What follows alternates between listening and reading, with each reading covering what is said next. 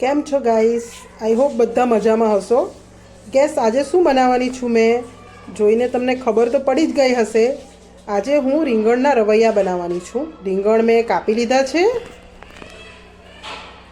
આ રીતે 4 ફાળચા કરીને હું રીંગણ કાપું છું. જો આ રીતે રવૈયામાં બટાકા પણ નાખું છું, કેમ કે મારા છોકરાને એની ગ્રેવી સાથે બટાકા ભાવે છે. સિંગદાણા મેં વાટી લીધા છે. એકદમ ઝીણા નહીં કરવાના, નહીં તો રસો બધો છે ને ચોટી જાય, એટલે થોડા અધકચરા રાખવાના.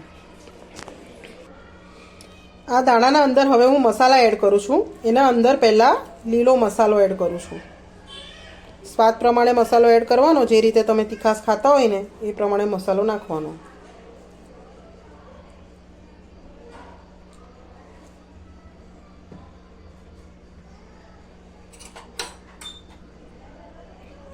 અડધી ચમચી જેટલી હળદર નાખું છું.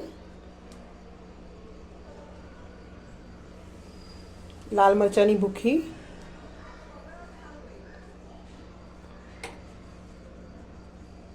ધાણા જીરું,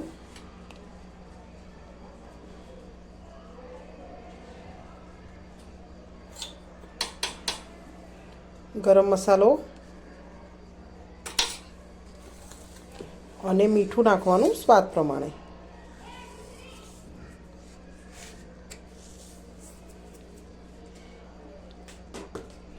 લીલા ધાણા એડ કરવાના અંદર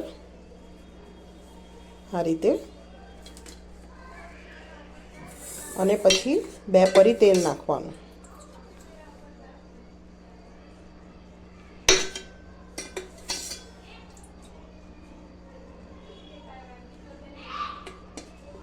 બધા મસાલાને હાથથી બરાબર મિક્સ કરી લેવા આ રીતે.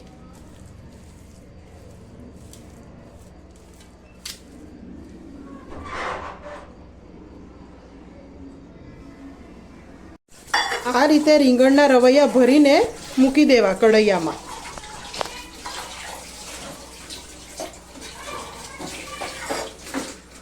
બટાકા પણ નાખ્યા છે મેં એના અંદર.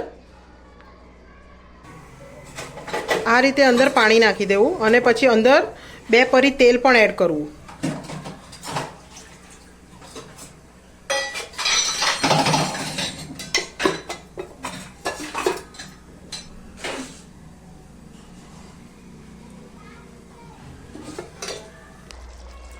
સરસ રવૈયાનું શાક બનીને રેડી થઈ ગયું છે.